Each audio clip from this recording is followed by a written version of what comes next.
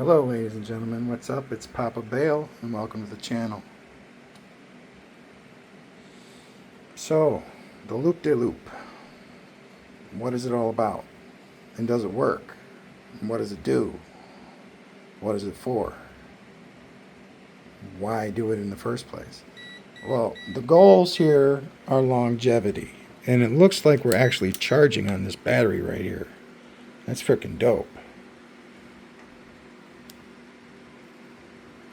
Oh wow, that would be amazing. Okay, so I made a change. Uh, the first connection here is the battery to the SSG, and I replaced the SSG with a homemade switch.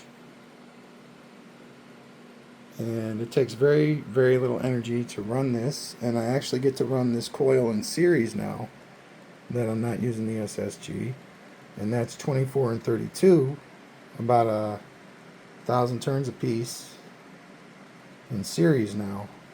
So that's spending at a significantly lower rate. But as you can see, it's still moving, and that's pretty much all we need for me to be happy with this, is that to move by its motor design, not by my hand, and it's doing that, so that's fine. Doesn't have to go fast. Does not have to go fast, and it won't go much faster either way because of how it's hooked together. 24 and 32, that's not much energy is getting all the way through that. It's not exactly what I mean. There's a lot of resistance in this coil. It's kind of what I'm saying. It demonstrates that in how fast it's going. That's kind of what I'm saying. And the electromagnetic field and inductance, the inductance is more. I believe the magnetic field is a little less. It's not as potent, but it's still there, obviously. The electromotive force is kicking pretty good. This would be a perfect setup for BEMF collection. Perfect. And I could rewire all that if I wanted to.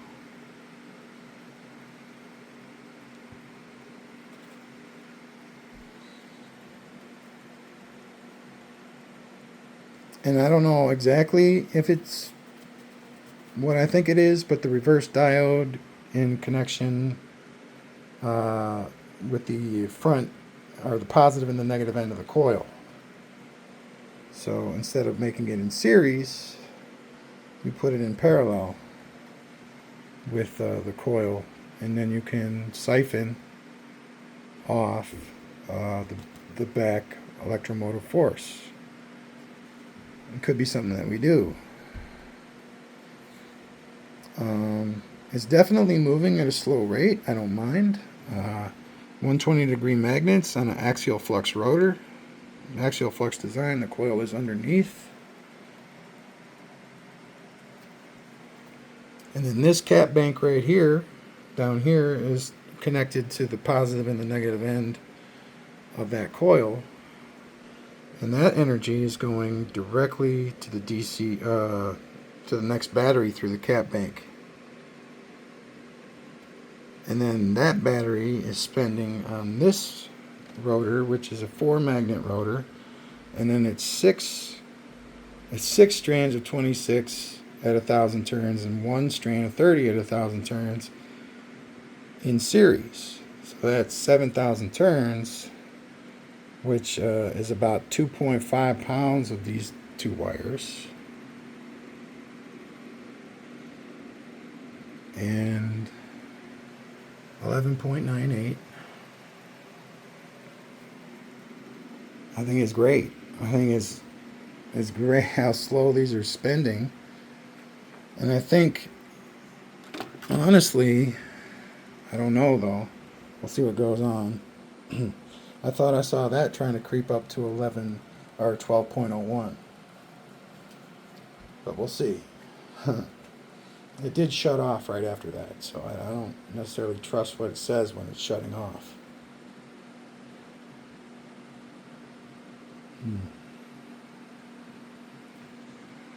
Because ultimately, whether this goes up or down, it will end up spending all the energy because there is diffusion here. There is entropy. I don't have a reverse entropy circuit hooked up. But I could work one in. It would be really great if we could use, one of my paperclip switches to make one of those circuits work. That would be really cool. Because I feel like a transistor altogether spins too fast. Just how it works, it spins too fast. And I mean, ultimately, it'll probably give you a better overall reading of what's going on at the rate that it spins. Because, like I said, ultimately, even if it's going really slow, I think ultimately it's all gonna, entropy is gonna catch up with this because there's no anti-entropy or reverse entropy mechanism which draws the heat in from the atmosphere. Right? So obviously, eventually, this will all stop. And I truly believe that you can't get more out than you put in, but what you can do is you can stretch what you have a little bit thinner. You can stretch it thinner, and for the immediate time period, make it feel like it's going up. But ultimately, the path of least resistance is entropy. That's why this, I mean, it's not like the way that I heard it put the best, it's not like it can't happen, but it's so unlikely that it never does. So if we can crack this, that would be great.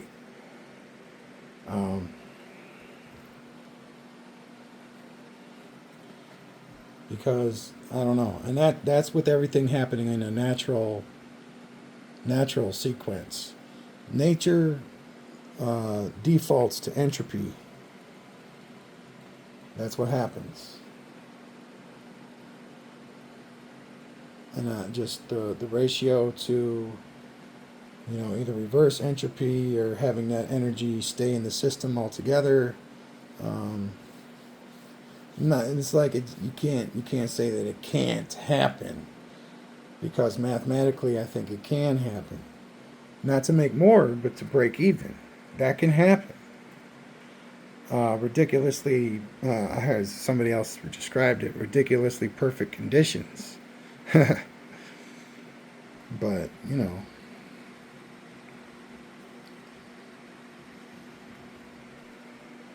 I think really what's going on here is this is a parallel circuit. And in the parallel circuit, we have two batteries that are in parallel, and we have two pulse motors that are in parallel. We have two cap banks that are in parallel. And everything is flowing in the same direction.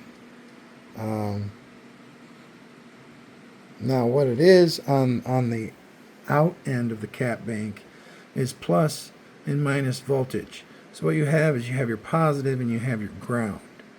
That's what you have. And so the ground is connected in an an AC formation. There's no diodes on negative, so the negative goes in both directions, okay? But the positive end is rectified. So it might be half bridge rectifiers in the middle. But that's, I feel, what goes on. Because I messed with the diodes on the negative side, and I just found that running an AC connection is ultimately the best way to do it. The reverse diode, the regular diode, no diode is virtually the best way to do it. But the positive is rectified, and it's all going in the direction that I stated. It starts here and it goes this way. The arrows point which way the DC energy flows.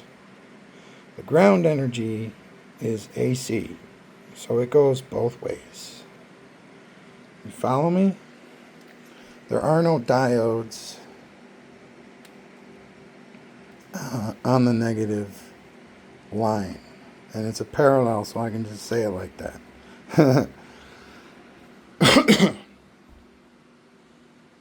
um, but the positive definitely is going in one direction. Now, I don't know with these switches ultimately if putting the diodes in to have it go reverse, like the negative go one way and the positive go the other way. That's ultimately what I feel like it should be doing. If it's going to be, taking and giving properly, that the positive should be going in the direction rectified, and the negative should be going in the reverse direction. I just don't know in this cat bank if they both end up going that way. I don't know. But I do know, actually I do know. The negative is always going to be a ground. So I don't think it's rectified at all. I think it goes straight through so it can be connected to the ground, or it wouldn't. Yeah, that's what happens. It has to happen that way. It couldn't happen any other way. But that's normal. That's normal and that's cool. And I'll maybe even put some directional arrows on this in case those two arrows aren't enough. And because the negative is going in two directions instead of one. I do believe that the negative is an oscillating ground when you have it hooked up like this. Because I've hooked up, like I said, the positive and the negative diode, and I believe that it is most efficient when it's left in an AC connection. Brilliant.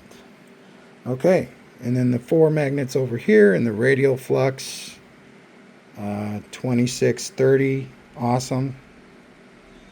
Yeah, these are really inexpensive runs right here. Like, the coils are really inexpensive to run. 24 and 32 and 26 and 30. A lot of it. All right. Thank you very much. Peace out. Have a wonderful day. Please subscribe. Bye now.